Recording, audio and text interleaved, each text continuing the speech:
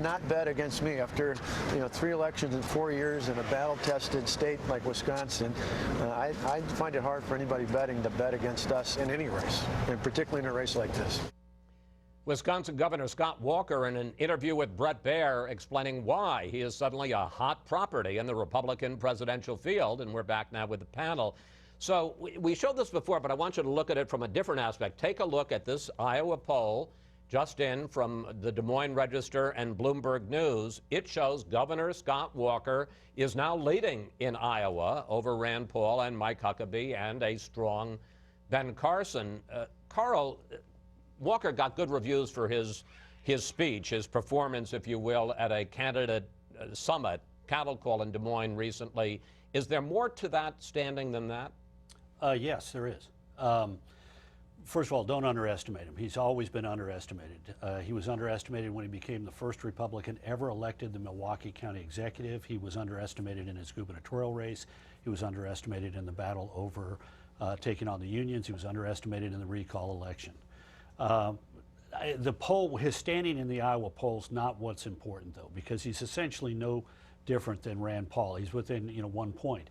What matters is the movement between September and February. He went from, I believe it was, 4 to 16. In New Hampshire, where they're also paying particular attention to it, from October to March, he went from 3 points to 12 points. So the movement is... And why is it? Well, because in Iowa and in New Hampshire, they're looking at the candidates more closely than the rest of the country is, and they see a guy who beat expectations. The expectation was he's another upper Midwestern politician like Tim Pawlenty. He did a good job, but he won't have passion on the stump. He had passion on the stump, and it was carried, it was watched on cable and so forth. Now, having said that, remember, all of these polls mean nothing now. I mean, it will be the fall before we start to get real purchase. There's no front runner. Nobody. This is unlike anything we have seen in 50 years on the Republican side. There's nobody who has a double-digit lead in any state or across the country. Laura, we all know it's early, but we're talking about it. How do you handicap the Republican field at this point? Whose stock is rising? Whose is falling? Well, I think there is someone who has a double-digit lead. It's Hillary Clinton in every poll that I've seen when it's a matchup against all the Republicans. Right. But so far, I mean, look, Carl knows this better than anyone, but I think the donor class really does have an enormous influence in how we pick the next candidate. And right now, Jeb Bush is the most powerful fundraiser on the scene for the Republican Party, without exception. Scott Walker's had a great month. He told Bret Baier in that interview, look, when I say something, I'm going to do something, people know I'm going to do it. That's really refreshing because obviously what we talked about with Obama, the red line, no red line, and obviously Republicans have had problems doing what they say they're going to do as well. He's a truth teller. He comes across that way. I think it's very endearing, and the voters are responding to that. But do not underestimate the power of the Bush family to marshal resources, pick up the phone, get people to line up behind Jeb. I think he is still the person to watch. I've said it for 2 years now, and I stand by that. I think Jeb Bush, you might not call him a front runner, but he is the formidable force out there in the Republican Party. You spent a lot of time covering the Bushes. Would you say he's the front runner? Who knows? It really is too early. But I love the use of the term the donor class rather than what we should say money.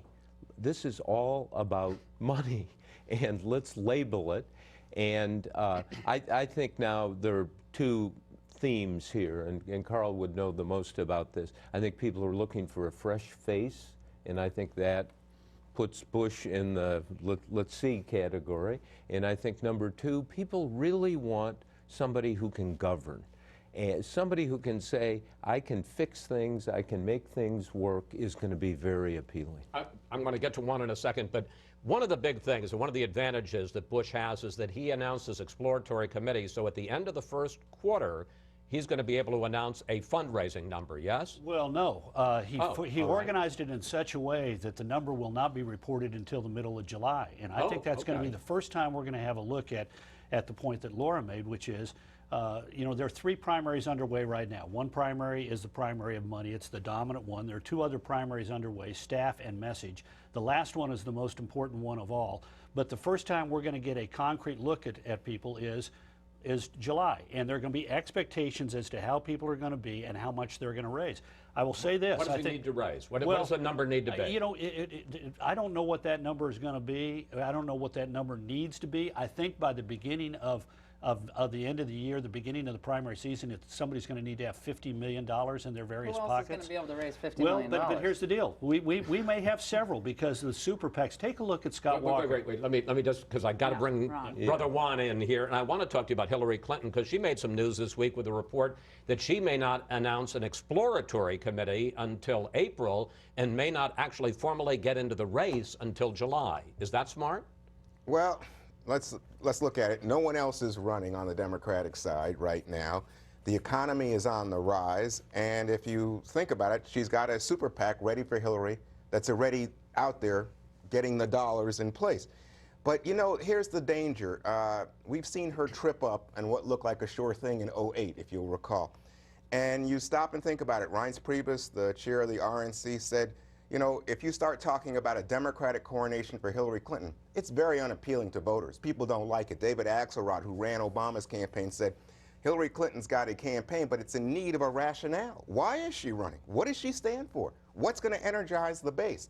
So those are real dangers for Hillary Clinton. But the delay does mean less scrutiny right now, and it means she's seen as less political, which is helping her in the polls.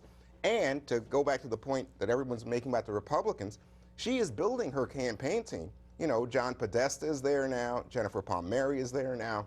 She's got a big poster. These are two senior advisor to the president. Go ahead. The question is going to be, does she use this time to good purpose? It's a smart move if she uses it to focus on a message and to become a better candidate. 2014, the story of Hillary Clinton was she was becoming a worse candidate with the passage of every day. The question is, does this 3-month or 4-month? It's smart if it allows her to become a better candidate. All right. Thank you, panel. See you next Sunday.